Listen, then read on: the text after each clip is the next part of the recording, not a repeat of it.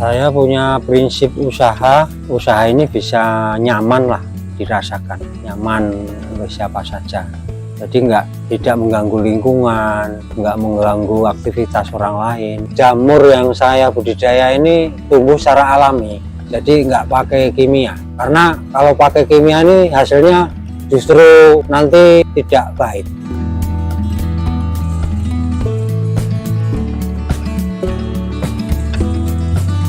Nama FC Diadi Purwoko, alamat Dusun Sudimoro, RT 3 RW 2, Kelurahan Sudimoro. Di sini saya sebagai pemilik usaha jamur tiram kinase.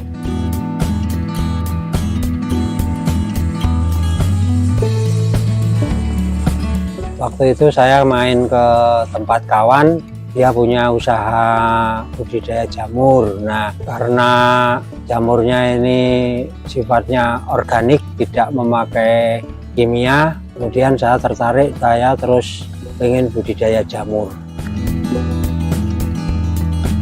Hitung-hitung nilai ekonomis, Mas. Jadi kalau membuat backlog sendiri itu ada keuntungan tersendiri dan kebutuhan backlog bisa terjamin setiap saat. Kemudian saya usaha terus dan banyak yang pesen. Jenis jamur yang saya tekuni yaitu jenis jamur tiram. Kebutuhan pasar itu sangat tinggi untuk tiram. Itu modal budidaya jamur itu relatif, mau kecil ya bisa, mau besar ya bisa, tergantung kesiapan masing-masing. Harga jamur di pasar itu stabil, Mas. Kalau sekarang ini di petani bisa sampai 14.000 per kilo. Untuk bulan-bulan yang lain ini stabil, jadi nggak ada naik turun. Awalnya itu panen itu oleh istri saya dijual di rumah-rumah, istilahnya door to door. Kemudian masyarakat kenal dan banyak yang minat. Nah, akhirnya sekarang ini tidak mampu melayani masyarakat door to door lagi. Untuk perawatan itu sangat mudah. Ya, tempatnya harus bersih, kemudian hanya nyirami. Untuk tempat ini ya sehari hanya sekali. Oh ya, untuk nyirami ini tergantung kelembapan lingkungan setempat.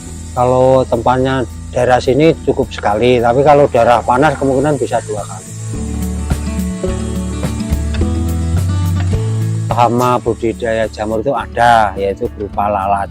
Mengatasinya juga sangat mudah. Kalau ada lalatnya 1-2 ya segera diobati pakai pestisida, tapi harus tahu cara pemakaiannya karena biar jamurnya tetap dikonsumsi aman. Itu caranya, kalau mau disemprot jamur yang siap petik dan tanggung-tanggung harus dipetik semua. Setelah itu baru disemprot. Nah, nanti sekitar 2 hari jamur bisa dipanen lagi.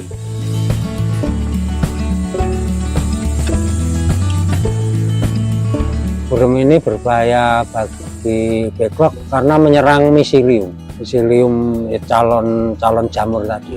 Itu menghambat sehingga tidak bisa maksimal. Setahu saya jamur yang saya budidaya ini tumbuh secara alami, jadi nggak pakai kimia. Karena kalau pakai kimia ini hasilnya justru nanti tidak baik merugikan petani sendiri.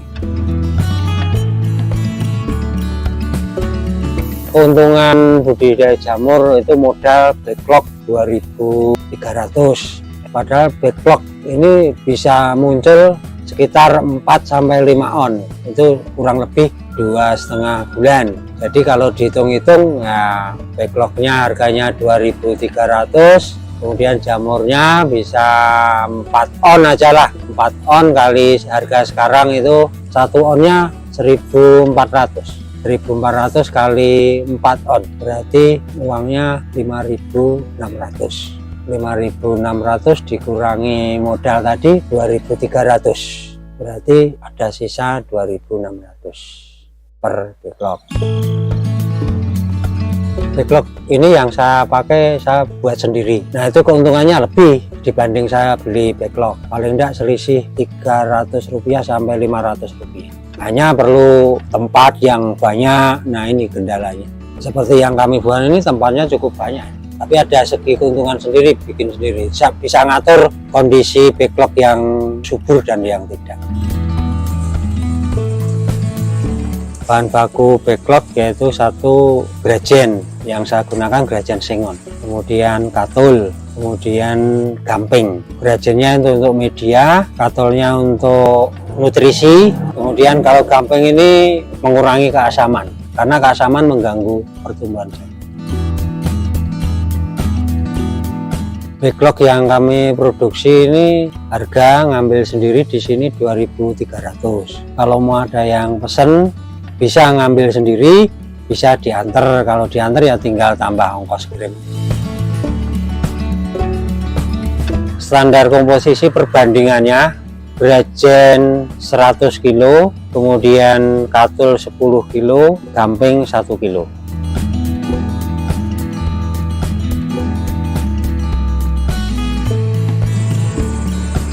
Backlog ini yang pesen dari Blabak, Kolo Kendang, dari Candi Mulyo, dari Sawangan, dan dari Jogja.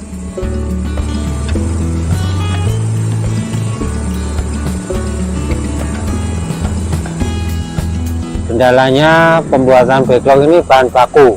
Tempo hari ada krisis apa itu saya kurang tahu. Bahan jadi dari kayu ini terganggu ekspor, akhirnya produksinya dikurangi. Nah, grajennya menurun produksinya. Produksinya menurun, akhirnya sini juga tinggal nunggu aja.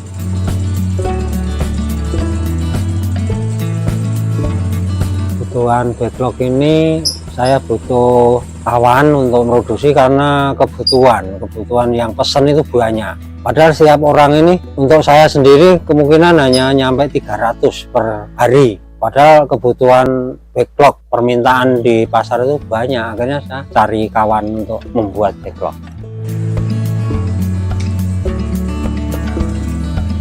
Ya, harapan ke depan untuk pengembangan usaha ini ada hambatan dikit, yaitu pengadaan modal. Karena banyak yang pesen, pada sana permintaan juga cepat. Nah, ini memang butuh suntikan modal. Nah, tapi kalau konsumen ini sabar ya kami buatkan apa adanya. Tapi kalau seperti bulan apa itu konsumennya banyak, ya itu hambatannya tambahan modal.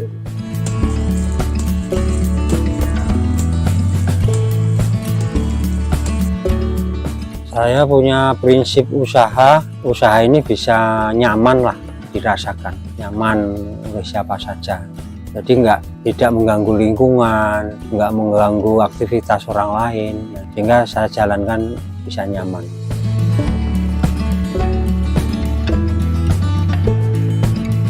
Untuk karyawan tetap dimonitor. Kadang-kadang kan ada yang lupa, yang punya pekerjaan ini harus mengingatkan. Kadang-kadang karyawan tanya, ini kelembabannya sudah pas atau belum. Nah, ini harus seperti saya ya harus ngontrol terus. Kadang-kadang yang membantu ini kadang kurang yakin diri, biar nggak mengecewakan yang punya usaha kemungkinan gitu. Jadi relasinya, komunikasinya nyaman gitu.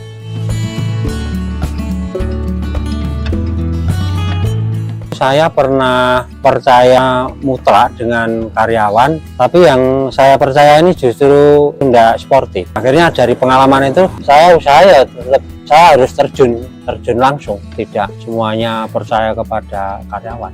Ada kerjasama, relasi yang wajar.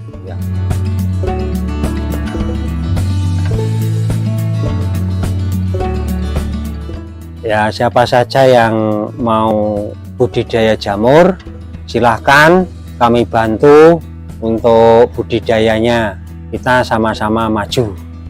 Silahkan yang mau budidaya jamur, mau usaha jamur, bisa pesan ke budidaya jamur Rumah Jamur Kinasih. Terima kasih sudah bisa menonton video ini. Mudah-mudahan yang melihat tertarik dengan budidaya jamur. Dan jangan lupa subscribe Rono Rene Vlog.